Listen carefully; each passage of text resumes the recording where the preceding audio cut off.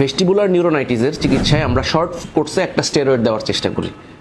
এছাড়া vestibular sedative দেওয়া হতে পারে যদি পেশেন্ট তীব্র প্রদাহ থাকে। আস্তে আস্তে সেটা সেলফ লিমিটিং, ক্ষেত্র বিশেষে 7 থেকে 14 দিনে এটা আপনি ঠিক হয়ে যায়। আমি আবার বলছি, ভেস্টিবুলার নিউরোনাইটিস যদি হয় তাহলে অবশ্যই সেটা আপনি ঠিক হয়ে যাওয়ার কথা। ক্ষেত্র বিশেষে অবশিষ্টাংশ রয়ে যায়, রেসিডুয়াল, সেক্ষেত্রে যেটা করতে হয় vestibular rehabilitation therapy. Vestibular rehabilitation therapy কি? আমাদের চোখের যে ব্যায়ামগুলো রয়েছে সেগুলোর জন্য অকুলার রিহ্যাবিলিটেশন থেরাপি এবং পস্টুরোগ্রাফির মাধ্যমে তার ভারসাম্য বজায় রাখার ভেস্টিবুলো পজিশনাল থেরাপিগুলো সেগুলা। তো আমাদের এসএস ভার্টাইগোতে আমরা এখনো ফুল ফ্লেজেডলি শুরু করিনি, আস্তে আমাদের পূর্ণ উদ্যমে ভেস্টিবুলার রিহ্যাবিলিটেশন থেরাপির প্রয়াস পাবো ইনশাল্লাহ।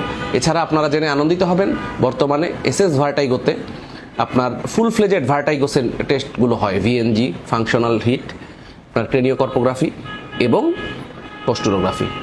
আজ এই পর্যন্তই, ধন্যবাদ। আসসালামু আলাইকুম।